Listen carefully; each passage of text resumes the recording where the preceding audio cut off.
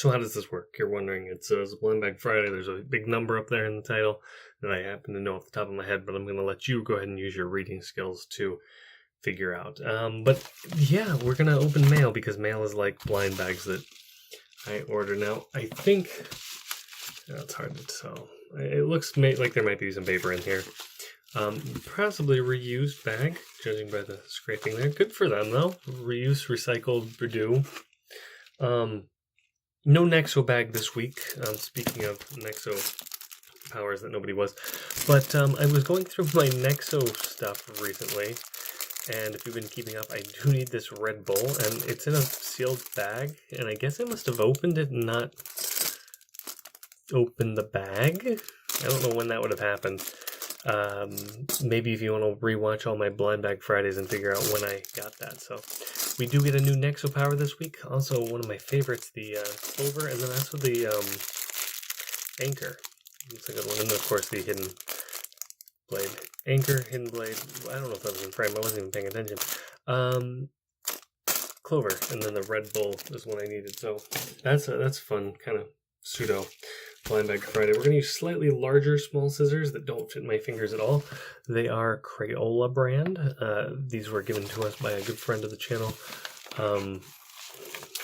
Mander Production. He does Fortnite or something. No idea. Wow, that's gonna go back in there, and this, and then there's something here. So it's a Lego shipping box tab. I guess that was to keep it rigid. Let me peek inside. Huh, no, it doesn't look like there's anything in there that wouldn't be mine. But anyways, 3 packs of Lego movie cards. So we need a lot of those still. A lot of Lego movie cards that we still need. So let's go ahead and open one of those, and one of these, and let's roll the die. 2. Nope, we're not doing that one. Yeah, we can do that. And, ooh, that's a heavy thing. It's a monster pack. I thought I was out of monster packs. Neat. And then maybe someone gave that to me. Oh man, I sure hope I didn't forget the thing that was. Man. Let's start with Incredibles cards, because genuinely excited to see what these are going to be. I don't think these are random ones. I think it's a set of cards, possibly. Not 100% sure.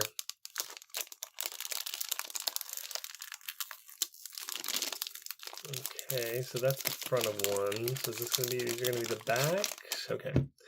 So they seem to have the backs. We already peeked at Frozone. There's 5 cards, and there's 5 Incredibles. Oh, what's this? There's something here. Some kind of warning? Yeah, warning. Not suitable for small children. Huh, came in the bag. A bunch of different languages. So this one is Mr. Incredible. Wow, and Jack Jack. Wow, that's intense. You can almost, in real life, you can't see it almost at all. And on the camera, you can definitely kind of peek through it and see who it is. But then there it is. Mr. Incredible and Jack Jack. So I guess it is going to be the full set. It's the other ones. But either way, let's have some fun. Yeah, Miss Incredible. Nice. There it is in frame there. Nice. Miss Incredible with that Mrs. Incredible fist. That elastic fistic Miss Power. Violet. She actually can go invisible, so that's fun that she goes invisible. And then Dash. Yep, Dash. So this is one full set of cards. As far as I know, there's only 5. Maybe there's more. I could be wrong. I think you got these as a pre-order bonus in some countries for pre-ordering the video game, the Lego Incredibles, the video games, judging by the packaging. And then Frozone. Very nice. Very nice Frozone. Can I get him to kind of show up there? There, that's pretty good. Very nice. Lenticular cards, those hologram cards. They're nice and thick cards. And then you can kind of make them all kind of disappear and then reappear. We should probably tilt this up because I'm having things falling out of the top of the frame a lot. Is that better? Oh, almost knocked the camera over. So yeah, that's worse. Yeah. Neat. Let's go with cards again. Let's do another pack of cards. I forget how to open these ones, honestly. It's so confusing how to open different packs of cards. Yeah, this is the way to open it. So as long as I keep them face down, they should be... The shiny is going to be this top one. So we'll put it on the bottom and we'll start with number 6. Okay, fair enough. Pretty metal. Then we've got number 8, Ultra Caddy. Very happy Ultra Caddy. I'm pretty sure I have that one. Oh, there's the fancy one. So I guess I could have just left it in order. Rex. Do I have Rex? I feel like I do. And then, ooh, Chocolate Bar. That seems like one I definitely don't remember having. So maybe 2 new ones. That was pretty good then. Trash. Let's start with the Unikitty. We're still looking for chocolate cake. We're going to use traditional little scissors for this. Chocolate cake puppy corn is the last one we need. I think he's number 10, number 12. I don't know. And it is another Fury Kitty. Oh, good. So this has happened once before. Yeah.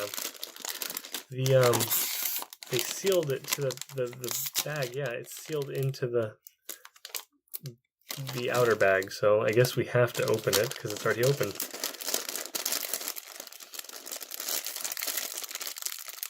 You know, there's nothing I love more than coming home after a long day of work, a long week of work, a long work of work, and just opening a couple of blind bags with the fellas, the internet Lego users.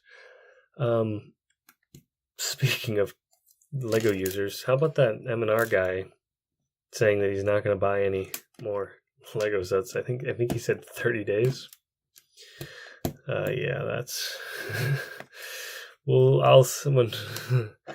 see that when it happens. Am I right, fellow Lego users? He's not typically a strong-willed person in that regard. We're going to make sure that we got, the mold mark there. We're going to put that on the back side of that. There we go. Ooh, so angry. Make sure we get those eyebrows. I really like the way they lined up those printing for the eyebrows on the Unikitties in general. They're 2 pieces, which, I mean, maybe they could have smushed it just a little bit and it would have probably worked and just been a 1 piece, but I like that they gave us the extra piece. And I mean, you know, good stuff. Lots of extra pieces in these things. I do enjoy getting all these little extra 1x1s and inkwells and stuff. Very, very nice kitty. This is a very classic Unikitty form, so it's always nice to get that. It does stink that I've got 3 or 4 of him already. Her already? Alright, and then minifigures monster series. So let's open it. Oh no, it's one of my favorites. Okay. So this is actually one of my absolute favorite monster series. It might be my favorite one. We'll look at the collector sheet in a second here because you probably could use a refresher of what could even come in this set.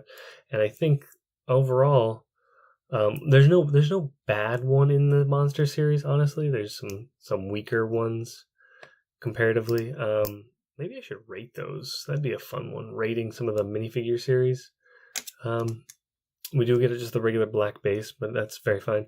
Look at that. You can notice that stripe for the string goes all the way around the head.